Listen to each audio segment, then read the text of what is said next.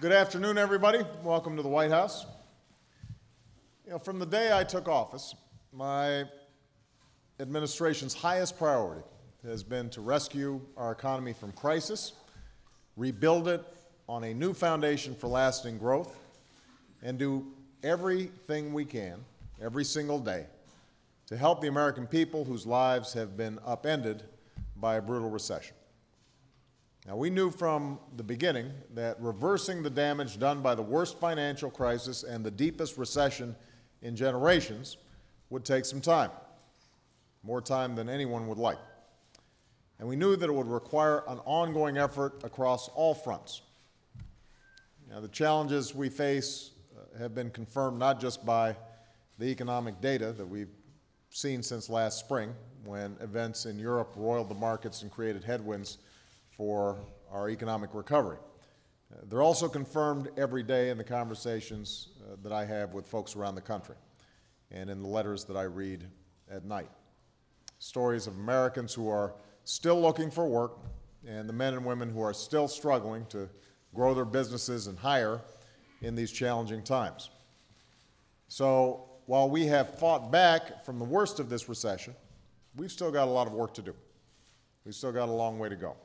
And I'm more determined than ever to do every single thing we can to hasten our economic recovery and get our people back to work. So that's why I'm pleased today to sign into law a bill that will strengthen American manufacturing and American jobs. And as I do, I'm joined by two members of my economic team, Secretary of Commerce Gary Locke, who's been a tireless advocate for America's manufacturers, and Ambassador Ron Kirk, who's been doing a great job and putting in a lot of miles as our U.S. trade representative. A few areas of our economy have been as hard hit as manufacturing, not just in recent years, but in recent decades. Throughout the 20th century, manufacturing was the ticket to a better life for generations of American workers. It was the furnace that forged our middle class. But over time, the jobs dried up. Companies learned to do more with less and outsourced whatever they could. Other nations didn't always live up to trade agreements, and we didn't always enforce them. And over the last decade, the manufacturing workforce shrank by 33%, leaving millions of skilled, hardworking Americans sitting as idle as the plants that they once worked in. This was before the recent recession left them and millions more struggling in ways they never imagined. Now, some suggest this decline is inevitable, that the only way for America to get ahead is to leave manufacturing communities and their workers behind. I do not see it that way. The answer isn't to stop building things, to stop making things. The answer is to build things better, make things better right here in the United States. We will rebuild this economy stronger than before, and at its heart will be three powerful words: made in America. For too long, we've been buying too much from the rest of the world when we should be selling more to the rest of the world. And that's why in my State of the Union address, I set an ambitious goal for this country. Over the next 5 years, we are going to double our exports of goods and services, an increase that will grow our economy and support millions of American jobs. We've got a lot of work to do to reach this goal. Our economy has fallen into the habit of buying from overseas and not selling the way it needs to. But it is vitally important that we reverse that trend. After all, 95% of the world's customers and the world's fastest growing markets are beyond our borders. And when the playing field is even, American workers can compete with anybody. And we're going to compete aggressively for every job, for every industry, and every market out there. That's why we fought for and passed tax breaks for companies that are investing here in the United States rather than companies that are keeping profits offshore. It's why we closed loopholes that encourage corporations to ship American jobs overseas. That's why we're enforcing our trade laws, in some cases for the very first time. That's why we told America's automakers that if they made the tough decisions required to compete in the future, then America would stand by them. And that's why we're investing in a clean energy industry and the jobs that come with it. Jobs that pay well and carry America to a cleaner, more secure, and more energy-independent future. Now, already we're beginning to see some of these investments pay off.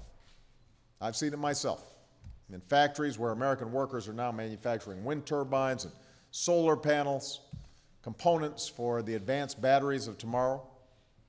I've seen it in retooled auto plants where American workers are building high-quality, fuel-efficient cars and trucks that can go toe-to-toe with any in the world.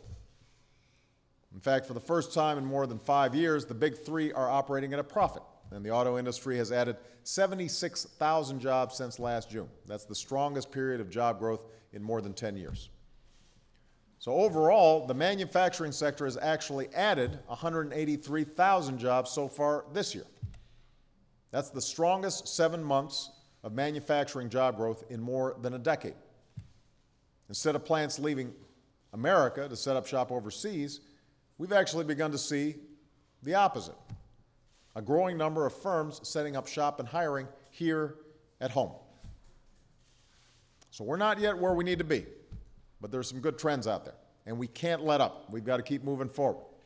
And that's why today I'm signing a bill into law that will make it cheaper and easier for American manufacturers and American workers to do what they do best: build great products and sell them around the world.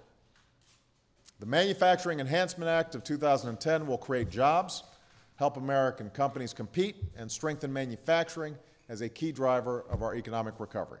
And here's how it works. To make their products, manufacturers, some of whom are represented here today, often have to import certain materials from other countries and pay tariffs on those materials.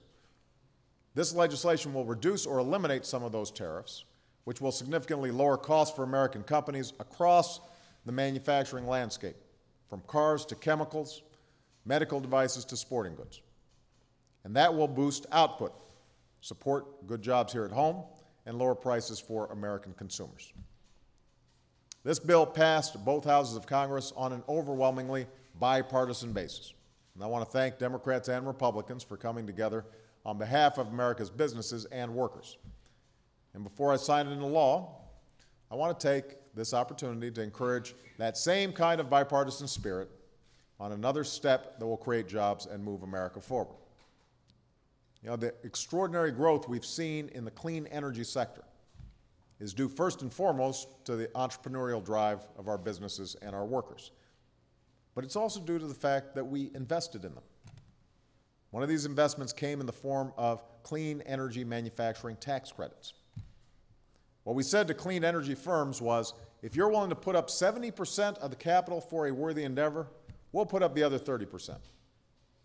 That means that for every dollar we invest, we leverage more than 2 private sector dollars.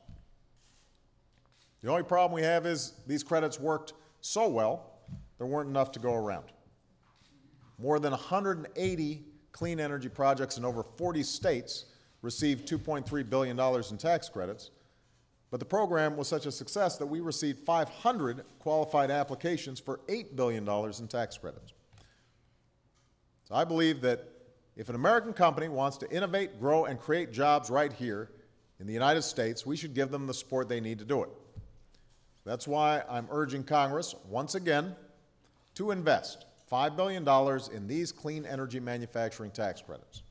It's an investment that will generate $12 billion or more in private sector investment and tens of thousands of new jobs. As I've said before, the nation that wins the race for the clean energy economy will lead the 21st century economy. Other nations know this. They've been investing heavily in that future. They want those jobs. But the United States of America doesn't play for second place. We compete to win. And we will win this if we move forward